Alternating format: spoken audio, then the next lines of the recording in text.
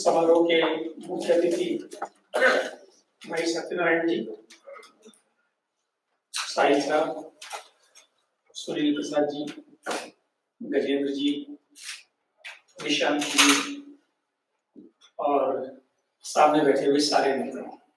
नाम लूंगा तो सारा समय, सारे ही लोग अपने हैं, सारे ही लोगों से आत्मीयता है।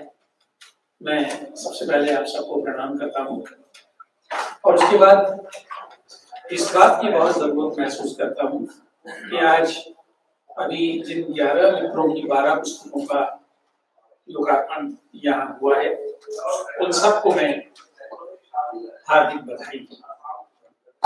ये बधाई औपचारिक नहीं है जैसे कि इस अवसर पर आमतौर पर दी जाती है। ये बधाई वास्तव में दिल से निकल रही है। इसलिए निकल रही है कि एक तो जैसे हमारे मित्र सत्यनारायण जी अभी कह रहे थे कि हम लोग एक बहुत विषम समय में जी रहे हैं। हम सब जानते हैं कि आज अपनी बात कहना लगातार कठिन होता जा रहा है। सत्ता की निरंकुशता, सत्ता की निर्ममता, सत्ता की असहिष्णुता लगातार हमारे मुंह पर लगे हुए तालों को और मजबूत करती जा रही है। आप जरा सा कुछ बोल दें तो न जाने कितनी सारी ताकतें आप पर गिल पड़ती हैं। कल ही ट्रांसपेरेंसी इंटरनेशनल की जो रिपोर्ट आई है 2021 की, उसमें इस बात का उल्लेख किया गया है, भ्रष्टाचार में हम लोग कहाँ हैं ये तो एक अलग मुद्दा है, लेकिन उसमें भारत का विशेष रूप से उल्लेख किया गया है और कहा गया है कि यहाँ जो जनता की आवाज है उसको किस किस तरह से दबाया जाता है। तो ऐसे विकट समय में अगर आप लिख रहे हैं तो ये बहुत महत्वपूर्ण काम है। मैं आप सबको बधाई देता हूं। लेकिन दोस्तों, लिखना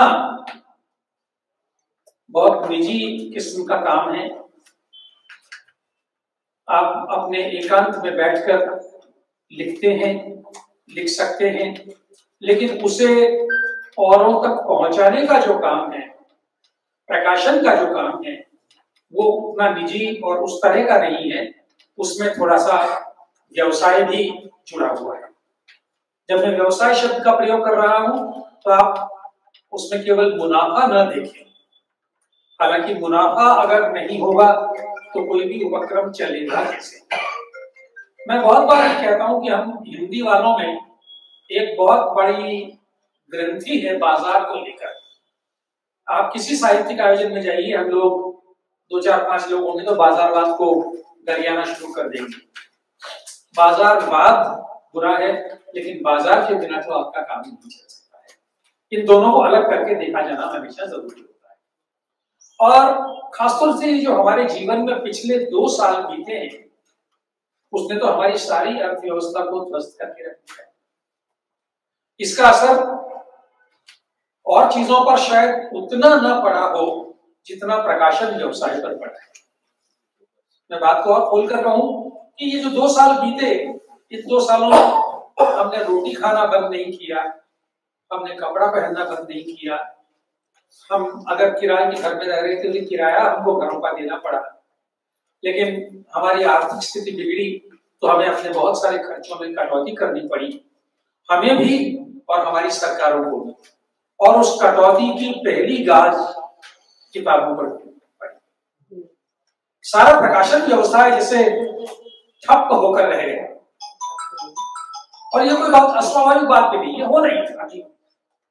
इसलिए भी होना था कि हम लोगों में और खासतौर से उत्तर भारत के, जिसे हिंदी पट्टी कहा जाता है, वहां के लोगों में किताब उतनी जरूरी नहीं है जितनी देश के कुछ अन्य भागों में लोगों के लिए है। हम लोगों की प्राथमिकता में किताब नहीं है। हम लोग जब हमारा पेट वेट सब भर जाता है, सारी जरूरतें पूरी हो जाती है, तब शायद किताब खरीदने की सोचते हैं। ऐसे में अगर कलमकार मंच इस विषम स्थिति में इन 12 किताबों को प्रकाशित कर सका है तो मैं उनके साहस की, उनके हौसले की, उनकी हिम्मत की दाद देता हूं। मैं कलमकार मंच को इस बात के लिए भी बधाई देना चाहता हूं हिंदी की किताबों को लेकर आमतौर पर एक बात होती है कि किताबें बहुत महंगी हैं। ये बात आंशिक रूप से सच है। आंशिक रूप से इसलिए कि हम सब लोग, हम में से अधिकांश लोग अपने जीवन में कौन सी सस्ती चीज काम में ले रहे हैं। हम लोग ब्रांडेड शूज पहनते हैं, ब्रांडेड शर्ट्स पहनते हैं, ब्रांडेड कपड़े पहनते हैं, बहुत अच्छे रेस्टोरेंट्स में जाते हैं, मल्टीप्लेक्स में फिल्म देखने जाते हैं, 90 रुपए का पॉपकॉर्न का एक छोटा सा टब खरीदते हैं, 120 रुपए की कॉफी लेते हैं। वो चीजें हमें कभी महंगी नहीं लगती। लेकिन अगर किसी किताब पर मूल्य 399 रुपए लिखा हुआ होता है तो हमें लगता है कि किताब बहुत महंगी। इसलिए कि किताब को हमने अपने जीवन में न तो एक जरूरत बनाया है और न उसको स्टेटस सिंबल बनाया है। अगर मेरे शर्ट पर एक लीवाई का या किसी दूसरे ब्रांड का बिल्ला लगा हो तो मुझे लगता है मेरी इज्जत बढ़ रही है, लेकिन मेरी हाथ में किताब हो तो मुझे नहीं लगता उससे मेरी इज्जत बढ़ रही है। इसलिए किताब तो महंगी है कहकर मैं उसको छोड़ देता हूं। लेकिन ये भी सही है कि हिंदी में किताबों की मुद्रित मूल्य अनाप शनाप होती है,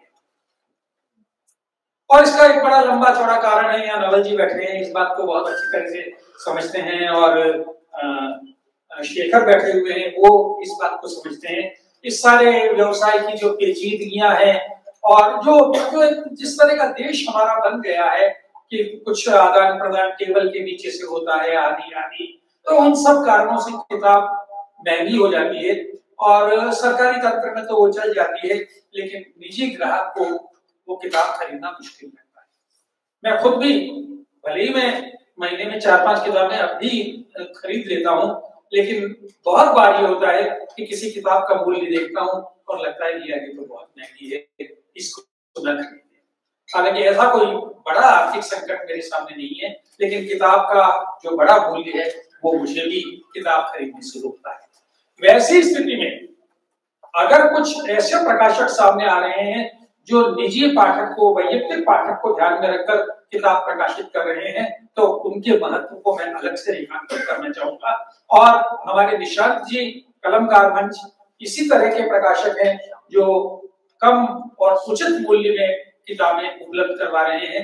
वे लाइब्रेरीज के लिए किताबें नहीं छापते हैं, वे हार्डबाउंड किताबें नहीं छापते हैं, बहुत महंगे मूल्य वाली किताब नहीं छापते हैं, लेकिन इन किताबों को देखकर, अगर किसी किताब को देखकर आपका मन ललचाए तो आपको खरीदने में बहुत ज्यादा संकोच नहीं होता है, बहुत ज्यादा झिझक नहीं होती है।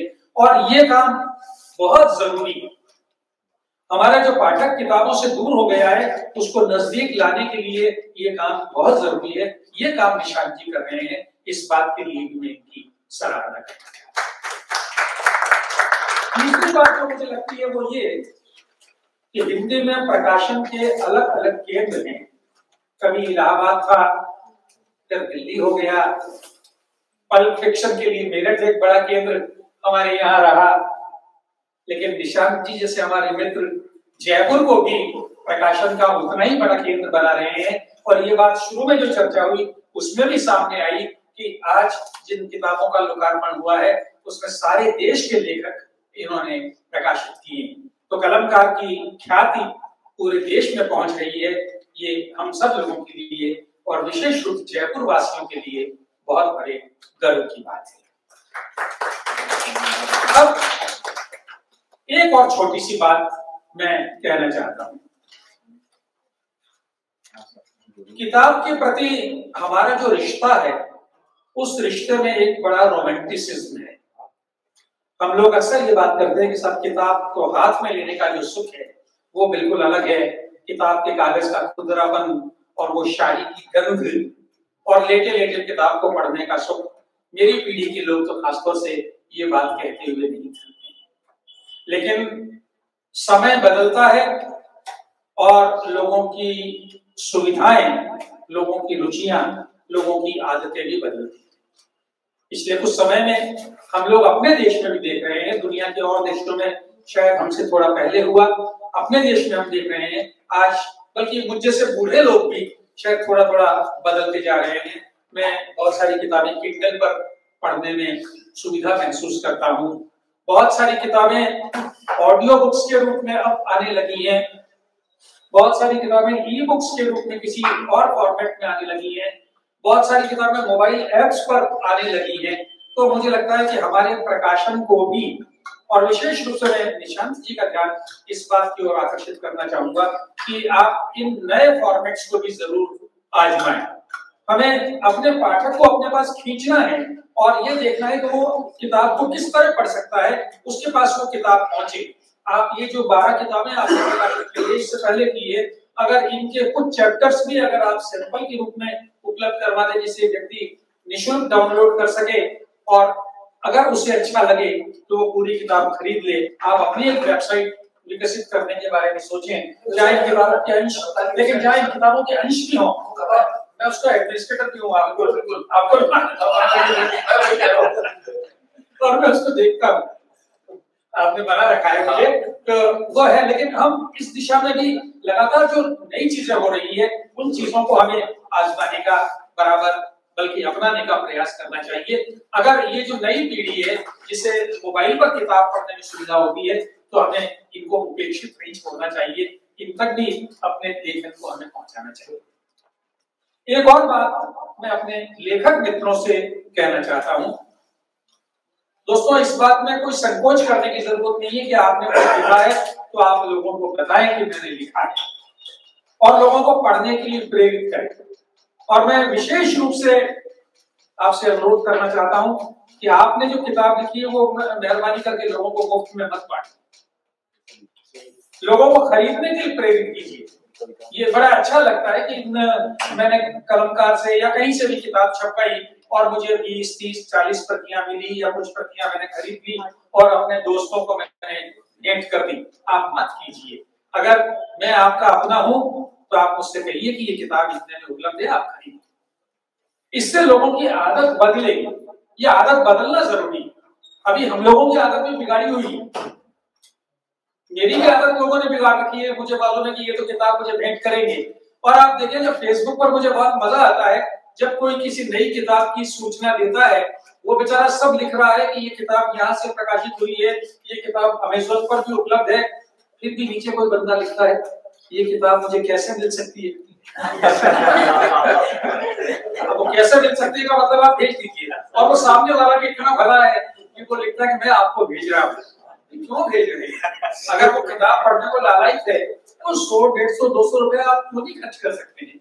आप खर्च कीजिए। और ये भी होता है कि अगर किसी किताब को मैं पैसा खर्च करके पढ़ता हूँ तो मैं उसको अनिवार्यतः पढ़ता हूँ, लेकिन अगर मुझे भेंट में मिल जाती है तो जरूरी नहीं कि मैं उस किताब को पढ़ी, उस किताब का महत्व मुझे नहीं। लेकिन ये सारी बातें अलग बातें हैं। मैं तो पुस्तक संस्कृति का विकास जो हम लोगों को करने की जरूरत है उसकी तरफ आपका ध्यान दिलाना चाहता हूँ।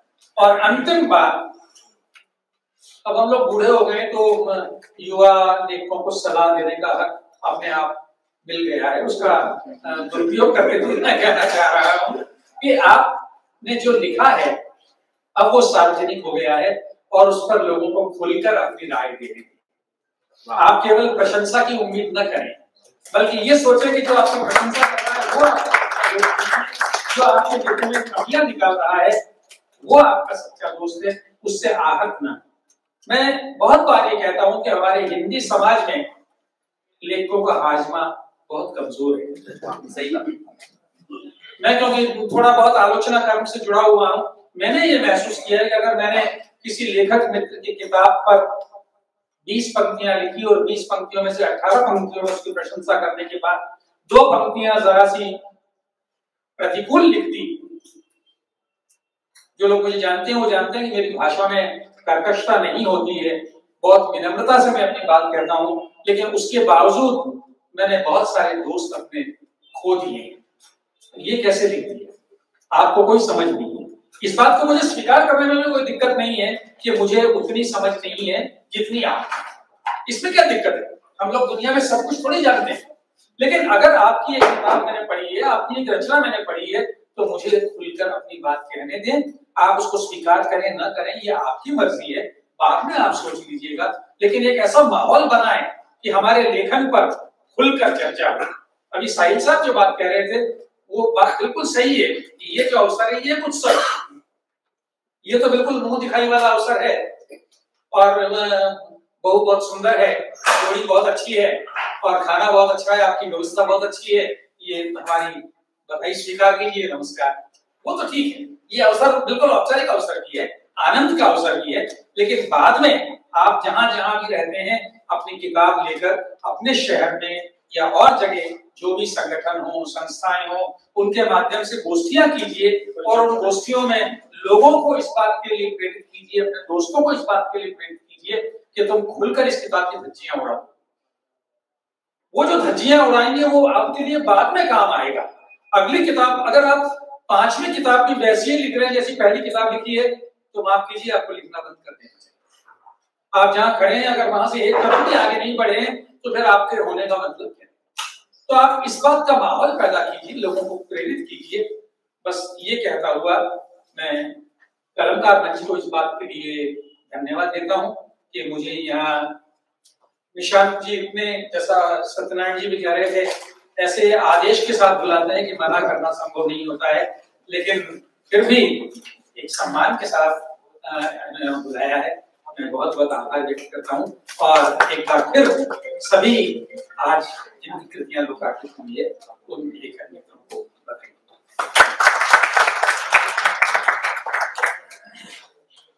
धन्यवाद सर। और मैं ये कहना चाहूंगी कि